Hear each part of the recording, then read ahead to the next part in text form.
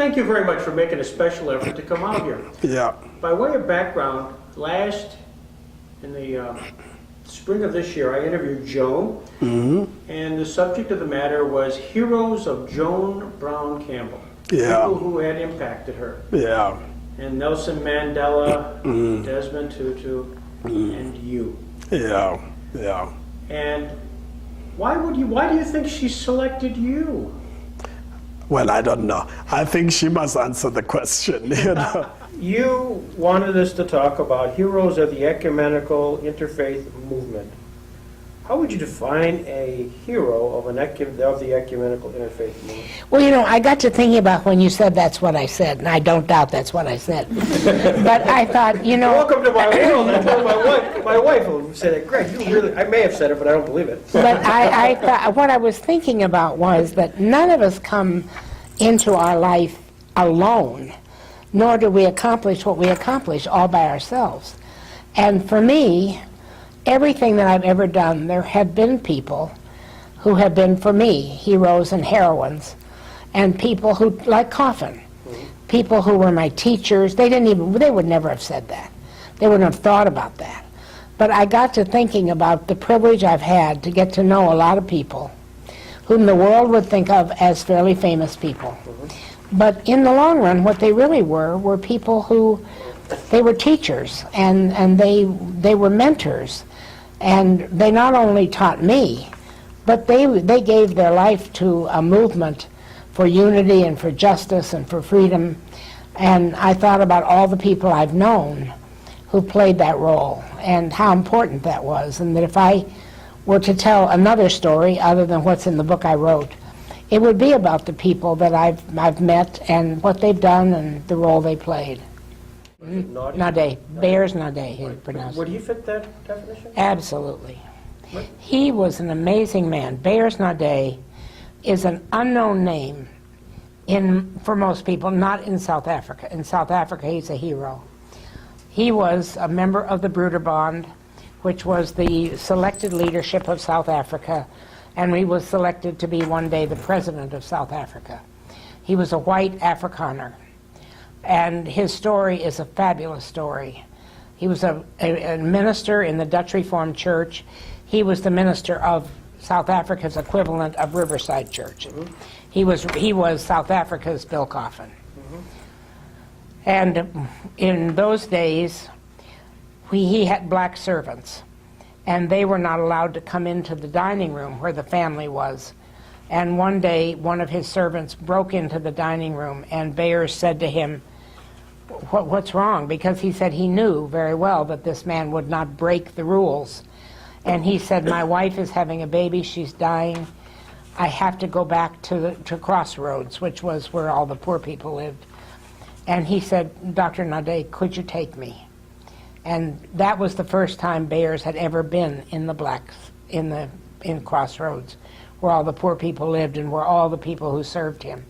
And he came away from there, and he realized this woman had no doctor, the baby died, she didn't, but he said, you know, I cannot live anymore the way I live. I'll now join the anti-apartheid movement.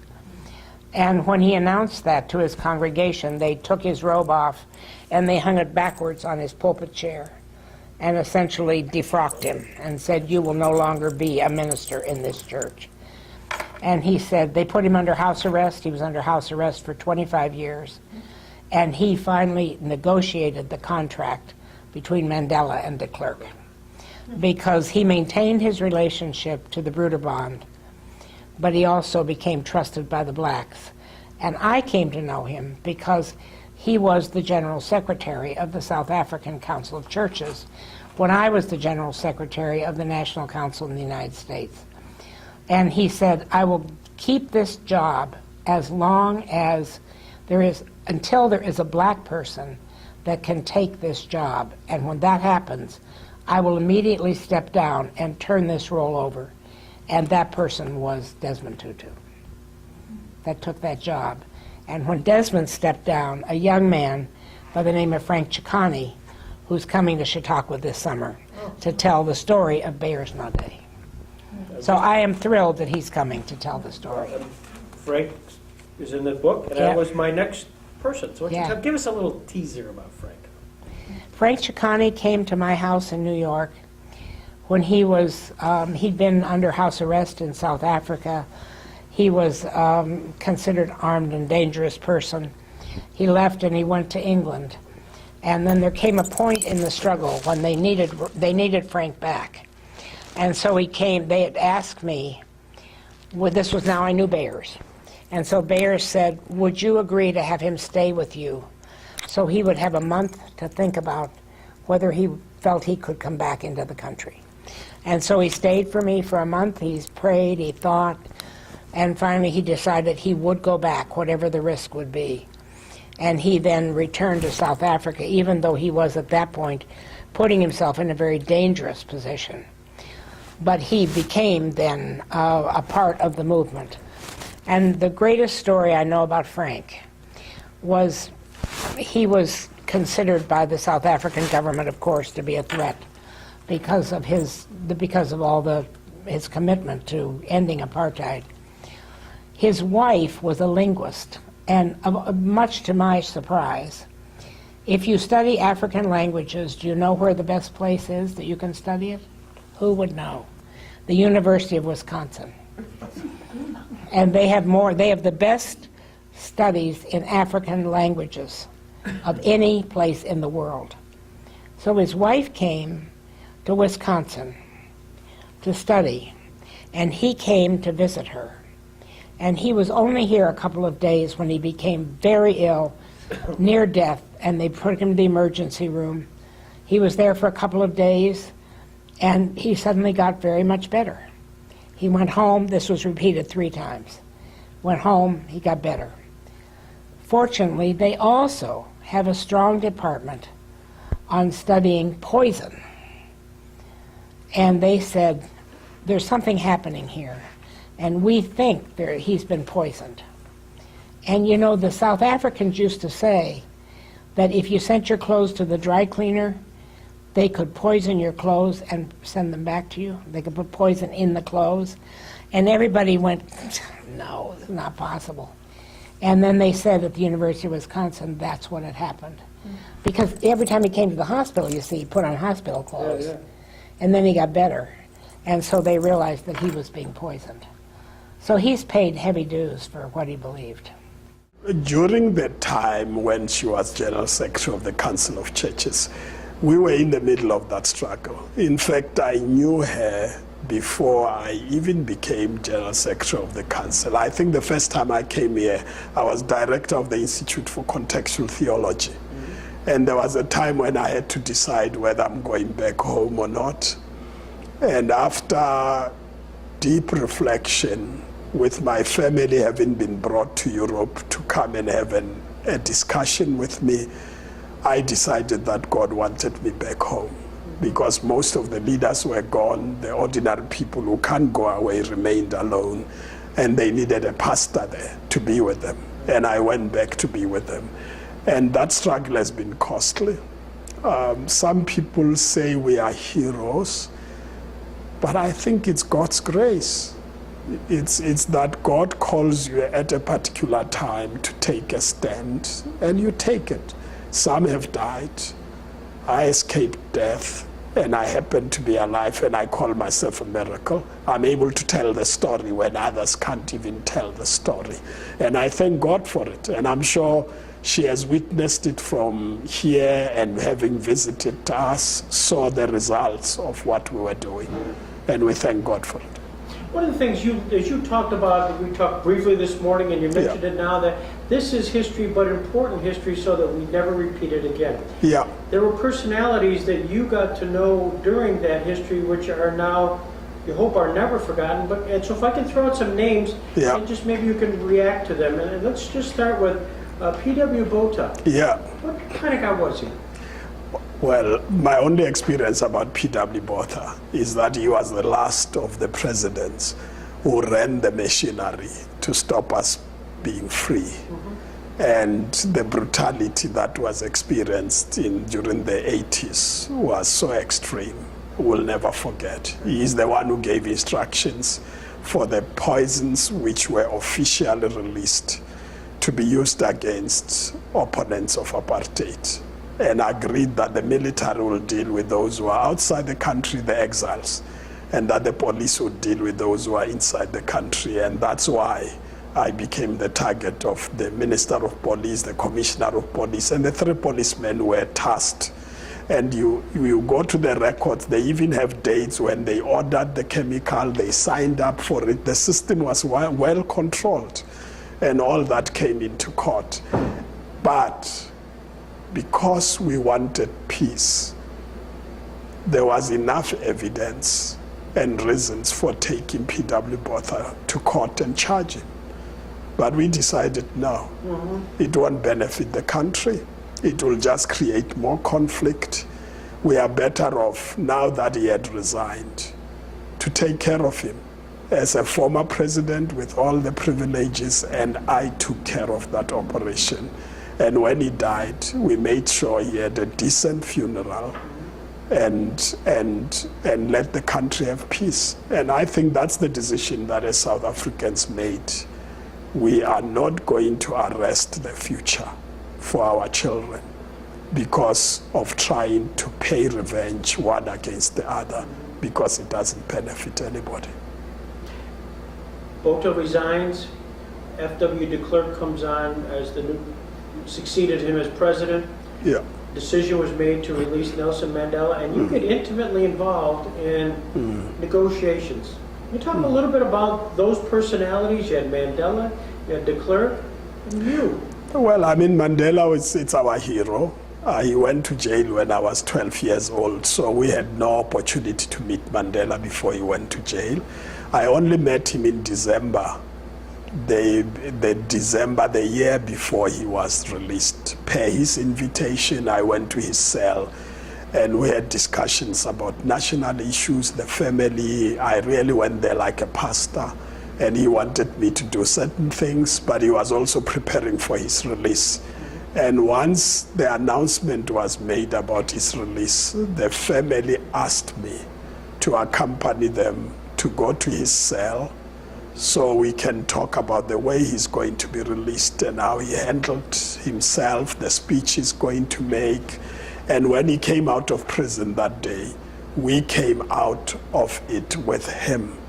And that was an extraordinary experience. You only see the pictures that take him as he comes out, but you don't see the pictures of the people who came with him from behind, who had gone to help him to come out. Mandela came out as a person we knew was going to make peace. And he was convinced that the only way to do this is by negotiations. De Klerk had decided that is the route. Fortunately, the intelligence and the military had also decided it's suicidal to continue with the war. We must negotiate. So there was a common objective. The African National Congress had also decided to continue war further will destroy the country. We must make peace. And so we started the negotiations. I was in the background in terms of laying the ground for it. I was General Secretary of the Council, only intervened when it was necessary. And one of the critical interventions we made with Beyers Naudé is that when there was a deadlock between Mandela and de Klerk, and they had stopped talking for 2 months, and there was a deadline for de Klerk to meet certain requirements, which he was not capable of meeting. And the young people were preparing for war, because if they don't meet those conditions, we go into war. So we're really drifting back to war. And I went to Beyers Naudé and said, can you accompany me to go and see Mandela? Could have seen Mandela alone. But I thought, bring the old man, Beyers Naudé, with me. And we met Mandela, and we said to him, there is no chance that de Klerk would meet those conditions. You're going to have war. Right. There are only 3 of those conditions he can try to meet. The rest of the other 4, it's impossible. And what we really plead you do is to say, meet the 3, we will talk about the last 4 as to how you meet it. And we'll also help you to meet the 3. He said, well, go and talk to de Klerk. If he's prepared to do it, we will talk. And we got on the plane to go to Cape Town. Before we arrived there, Mandela had put a call through for the first time to de Klerk after two months. And he's a very interesting old man. I think he just thought, why should they go and talk for me? And just take the phone and talk to de Klerk, you know. So when we arrived there, de Klerk said, thank you very much for having talked to Mandela, because Mandela has put a call to me.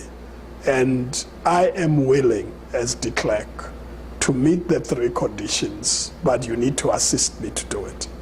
And we worked on that, and the 3 conditions were met, and then the war was averted, and we had a settlement. So you had people who were committed to peace, and that's the critical thing. If you want peace, it is possible to have it. But the deadlock, of course, happened because some people who were against peace kept on killing our people. You know, there was a Mpuipato massacre, which killed lots of people. They did it precisely to destabilize the system. You will remember they also killed Hani, one of the popular leaders of our people. And we then took a decision that we're not going to allow those who are against peace to stop us from getting peace. The more they kill us, the more we'll talk and make peace. The way to destabilize their strategy is to continue making peace however much they killed us. And that is what made South Africa survive. And you gained the respect of the world opinion because of that. Well, yeah. I mean, it's an example that is not easy to repeat and has not been repeated in many places. You will understand that the victims of a system are better placed to make peace work than the victimizers, because the victimizers are full of fear. They are not sure about what these guys are going to do to us. And we made a decision. We want to make peace. We're not going to kill you because it won't benefit us doing it. We won't pay revenge because it doesn't benefit anybody. It just makes it a vicious circle of violence. We must stop the violence. And at a point we cut it off. Nobody can say, pay me for it, because you can't pay back the people who have died. You can't balance the numbers because it's not going to work. You must be ready to make sacrifices, and this is what we were prepared to do. Personally, you went through that yourself, because clearly there was an assassination attempt on your life, poison. Yeah. And at some point, the perpetrator, Vlak, actually offered to wash your feet, and in fact did so. Yeah. How did that happen? What, did he send a note or something saying, I want... No, he kept on saying he wanted to see me. It's important for himself, I must see him. And initially I was resisting it, of course, to say, well, I mean, what does Flock want to see me about? And when he persisted, I said, well, you know, I can't say no. If you are a pastor, even the person who hurt you would want to see you, and you must say yes if they want to see you. So I said yes. And he came, I was unsuspecting. He didn't tell me he was going to wash my feet. He came with a bag, and he had his little container there, which he was going to use it to put the water in. And he had his towel inside there. He made sure it's a plastic container so it can go through the security controls in the union buildings, because he came to my office in the president's office. Yeah. And when he was there, he then asked for water.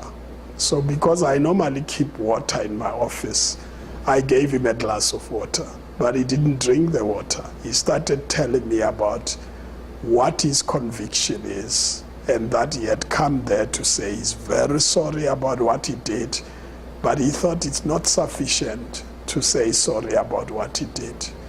He said, please allow me to wash your feet. And he took out a container and put it there, put the water. And then I tried to convince him that it's not necessary. Really, I mean, you don't have to wash my feet for me to believe that you really are honest and committed to what you are doing. He pleaded with me that it's not for me, but it is for him. He needed to be freed from this. And he feels strongly that the only way to do that is to wash my feet. And at that point I thought, well, for your sake, I will allow you to do it. Now, doing that in an office means you take out your shoes, take out your socks. I mean, it's an awkward thing to do. In fact, it humbles you. People think the person who washes your feet humbles himself more, but for you to allow yourself to be washed humbles you as well. I was thinking about staff coming in here and finding me with flock washing my feet. I mean, it doesn't make sense. But I thought, for his sake, let me do it. And he did it, and he thanked me for doing it, and he's never changed since then. Yeah. Have you changed because of that? Yeah, you know, I had to accept. It was difficult because I had been pleading with them for many years to say the people I knew that it is my poisoning came from an instruction from on high. And I said, I don't want to wait until these people are found and charged, because I'll hate the day when I have to give evidence against them. I don't want them to go to jail. I won't benefit anything if they go to jail. I just want to know. I want to know what happened. And when they did come out the way in which they did, I had to thank God for it. It's tough. I mean, when I left the court after they had been given amnesty, it's very difficult for you as a human being to accept that it's the end. Right. You know, they're going to continue with life as if nothing has happened. They won't even pay you for the damage, you know, and you think about it. But you say, well, for the sake of peace, that's the way. It's a price to be paid. Even the victims have to pay a price to make sure you have peace. Just for the camera, what did they try to do? I know they tried to poison the underwear, but how did it work? Well, they planned to do it at an airport. I was going through to Namibia. They set up the team there, and when I checked in, they took the baggage, put it in a room, according to their evidence. And the 3 policemen came with the chemicals and put it in 5 of my underwears. They were looking for an item that rubs against your body. Right. Because it wasn't something you inhale, it's something that rubs in. And after you've dressed up, within the next hour or 2, it gets into the blood system, and then it disconnects your system, then, you know, the nerve cells and coordination of the body, and within an hour, I would not be able to lift any of my limbs. It was meant to kill, because the scientists who produced the chemical came to see me and apologized and said they did not know that as they produced those chemicals, they were going to be used against me, and they regret that that had happened. And one of them said, I'm damn lucky, I'm using his language, that I'm still alive, because it was meant to kill. Truth and reconciliation is very much part of the Nelson Mandela regime, its legacy. Richard Goldstone was part of that. Yeah. Richard Goldstone sat in that chair right there, and I interviewed him a few years ago as part of the Robert Jackson legacy. What's Goldstone mean to you, Frank? Well, I mean, Goldstone is one of those judges who really is bold enough to take on the world, really. He was given a much more difficult task to deal with the guys who were really the killing machine within the security establishment. And it was towards the end, as we negotiated to settle with the conflict that arose and the terrible things that people did. He had a task to deal with that, as far as I remember. And it was quite an experience for him. I think it was a Damascus experience for him of change because of just what he saw, the brutality of the system, the way in which they did it. He was not able to solve all the problems because you couldn't solve all the problems. But from there on, as I knew him, he stood for the truth, and he continues to do so. And I respect him greatly. You are only 8 days older than I am. Yeah. January 11th, 1951. Okay. Who was your role model when you were growing up and early years, even studying? Was there somebody you looked towards that saying, I would like to emulate? No, I think, of course, as you grow up, it changes, isn't it? I mean, when you are younger, you have other role models who change. It would be your teacher, and then they change.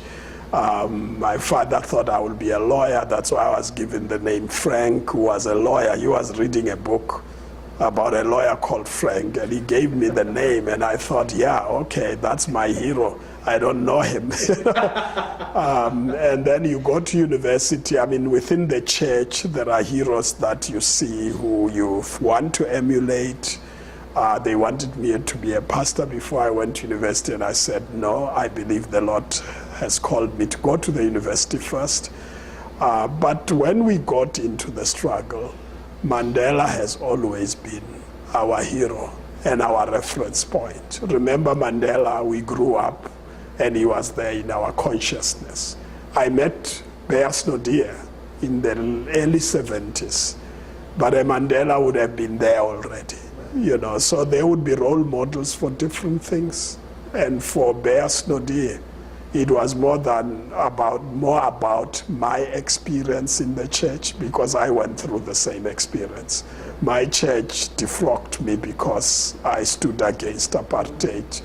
I discovered that when they defrocked him, he lost his house and had to find a house, and some good Samaritans came to help him. Same with me and my wife. Good Samaritan came to help us because they threw us from the house. And we were restricted, he was restricted. So he always became a wrong role model for him to say, he has a churchman. Mandela is different, it's political, but he has a churchman who has taken a stand. And why can't we take a stand? Yeah. Where's Desmond Tutu fit in your hierarchy of heroes? Desmond Tutu, it's a person who you would talk about boldness to take up the system. When I was General Secretary, and that's what Desmond means to me. When I was General Secretary, it was during the worst times of our struggle, between 87 and 94. And the massacres, the killings were just unbelievable. And I knew that if I called on Desmond, he would be there within hours. And he will be there to accompany me to deal with these challenging experiences. And at one stage I called him he was in Canada. He had a program, and there had been a massacre in Sebokeng. And he dropped his program, canceled everything, got on the plane, and came to join me into Sebokeng. And so if you wanted a person who's a pastor, who's ready to accompany you in the struggle, it was Bears Nodia. So in that sense, that's why I'm talking about role models in different forms. You know, he's different from Bears Nodia. Bears Nodia is more about the church and the Afrikaner. My church also, amongst whites, were Afrikaners. 40% of my church is white, and 90% of them are African-speaking people. So we're experiencing the same. With Desmond Tutu, it was more what we did together in the struggle.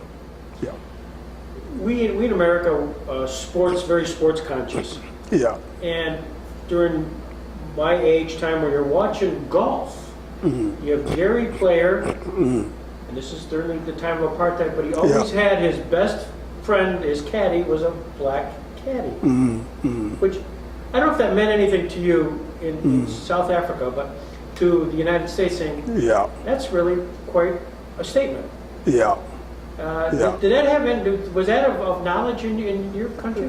No, I don't think would have had that type of consciousness. I mean, would have known Gary Player as one of the best golfers, reading about it. Right. But we had no chance to be with him Yeah. or experience him because of apartheid. He was far-fetched for us. I mean, if he had a black person, it would have been him employing him to be their assistants rather than that would have had an impact on us. Yeah. What had an impact on us is that apartheid prevented black people who were very gifted to play the sport and play it with them for that matter. Yeah. And Gary Player will testify to that because he comes from the old generation. Right. Yeah, but in terms of our consciousness now, for you, I'm sure it meant a lot during those days. Yeah. Exactly. How much during the struggle did you look towards the struggle that the blacks had in the United States, the Martin Luther Kings, the John Lewis's, was that something that was studied as part of your consciousness? Yeah. One thing about our struggle is that there was lots of reading. Because a lot of reading. Because of the brutality of the system and the fact that they learned from other regimes to do what they were doing to us. There was lots of reading about the period of slavery, and therefore we're bound to read about the black Brazilians and Afro-Americans in the United States. When we started the Black Consciousness Movement, it was based on an interaction between South African blacks and the African Americans. Most of it happened more at the level of pastors who came to study in the United States. If you check the history, it would be professionals who came and studied in the United States would have an interaction, create relationships, learn from each other, come back home, and develop that relationship further. That's why we developed Black Consciousness. We had Black theology. I used to interact with Chikane and others about Black theology. So in a sense, there was a very close relationship. We influenced each other. Yeah. Was there a lot of invitation that you sent out to the rest of the world to sort of bring external pressure?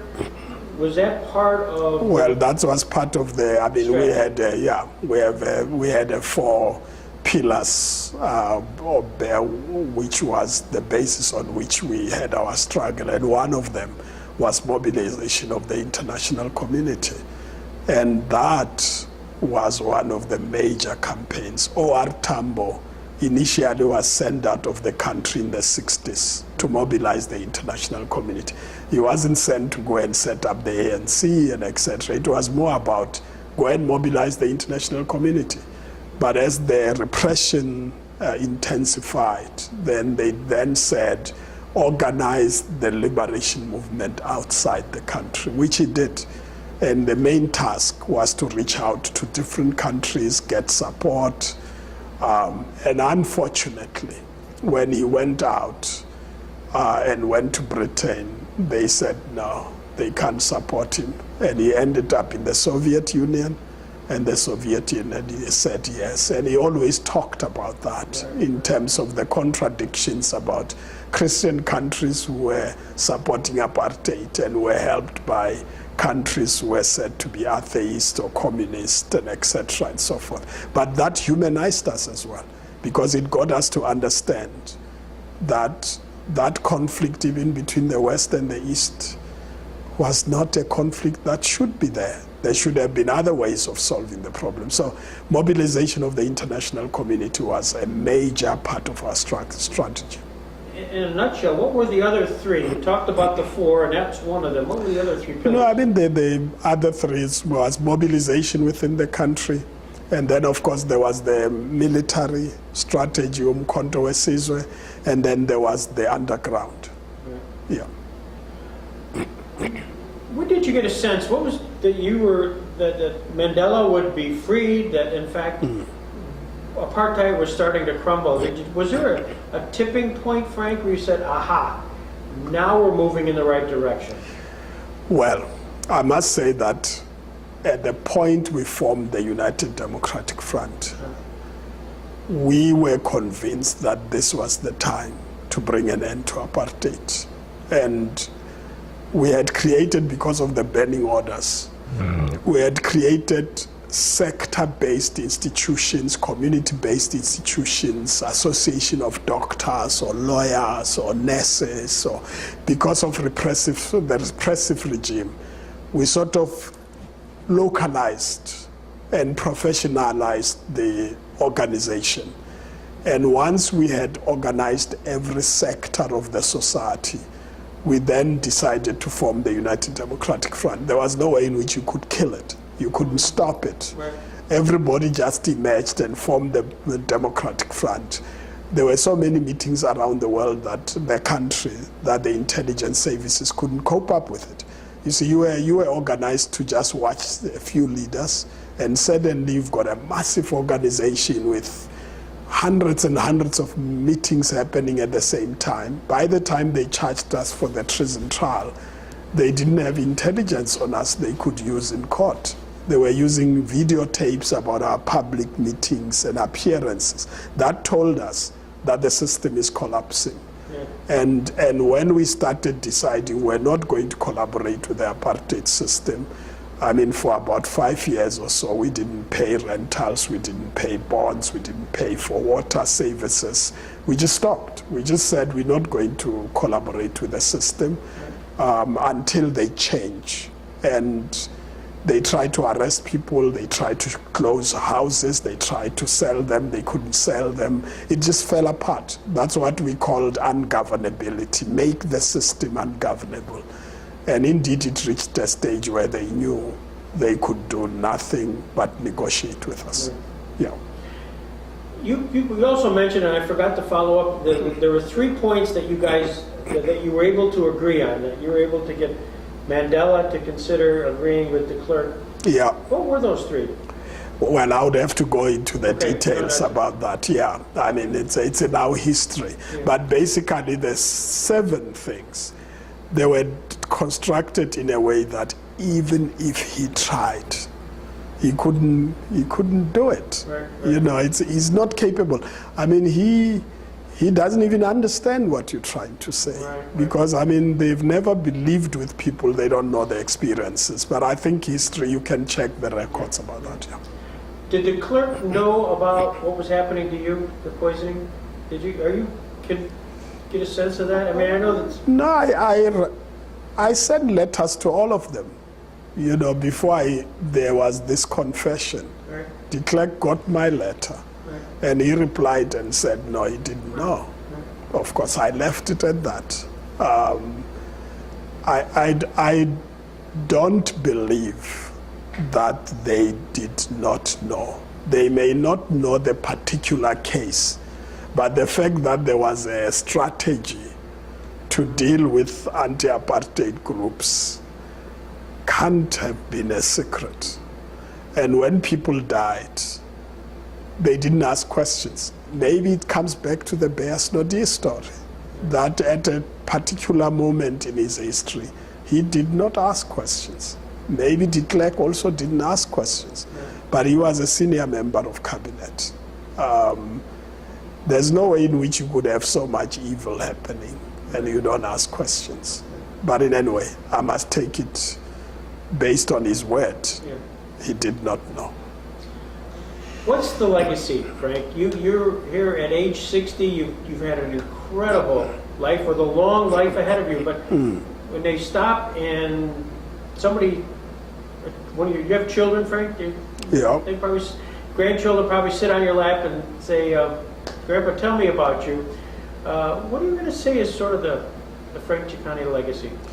Well, you know, we're not trained to talk about ourselves. I know. Yeah, I mean, in our liberation struggle, any member of the ANC will tell you, will never talk about themselves. It's not the personality that is the focus, it is the cause that we focus on. And if there's anything that one would talk about, it's about the struggle we waged, what we achieved, the suffering that people went through. I'll always say, I'm just a sample of the suffering of the people. There are people who are detained, there are people who are tortured like me, there are people who are restricted. There's nothing that has happened to me that did not happen to other people. The poisoning story, I happen to be the only one who's alive to tell the story. But we don't know how many people died. And so it's not the personality, although history will recognize certain personalities. But I would most probably not spend all the time talking about myself. I've just said to my sons, 3 of them, there are the documents, here are the files. We're trying to put my documents and historical material into archives. Unfortunately, we don't have the resources and money to do it. And so some of them are fading away. And I've said to my sons, you have to do something about it because I may not be able to complete that part of it. Your paths have crossed with the Mandelas, the Desmond Tutus, the de Klerks, and so many folks, and yet you really stand for something very, very special.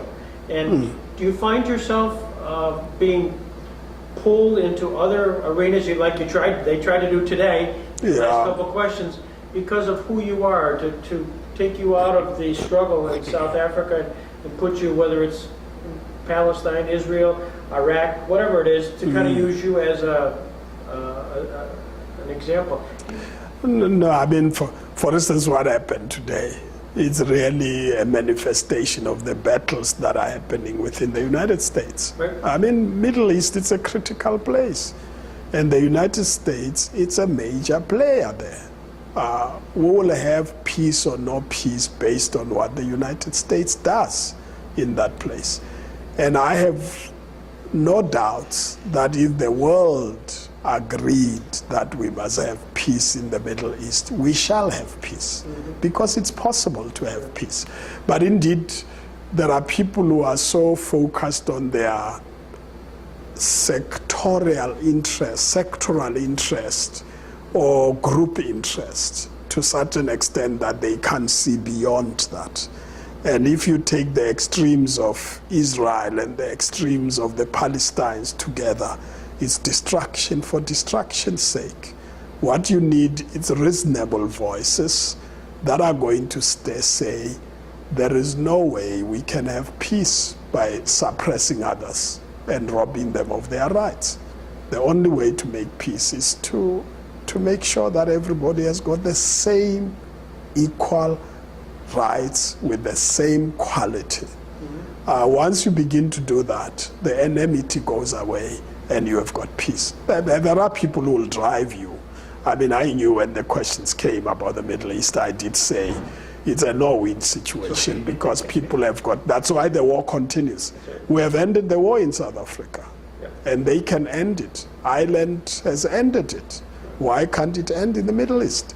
I have no reason why it shouldn't. You just need people to change. When you get interviewed like this, I'm sure frequently, what's the question that I have not asked that I should be asking a guy of your stature? Well, I've got too many questions that people ask me, so much that I don't think I would worry about which one is left out. But in any way, I think it's good to be here. It was good to do the lecture that I have done because it forces you to rethink about your own history experience. It forced me to go back to Bears Nodi and even read about the times of Bears Nodi I didn't know, because what I know about Bears Nodi is from 73, 72, when I met him for the first time. And then, of course, I read about the theological issues, Curtis Law, etc. But I never went to read about his family, including the fact that the family was so bitter that they could not allow him to get close to the grave of the mother. I mean, that tells you a story. So in a sense, interacting with people the way we have helps you to systematize your thinking about things and the world. You're an amazing guy. Yeah. And I thank you. I know you've got to be tired. It's been a long day, but Yeah. I really appreciate that. And I tell you, Joan is so thrilled having you here. Yeah. She said it back in February when we interviewed. He goes, Frank Chikane's coming. You got to have a chance to meet him. Yes, So yes. But thank you very much. It has been a lovely time. Yeah. thank you. Okay.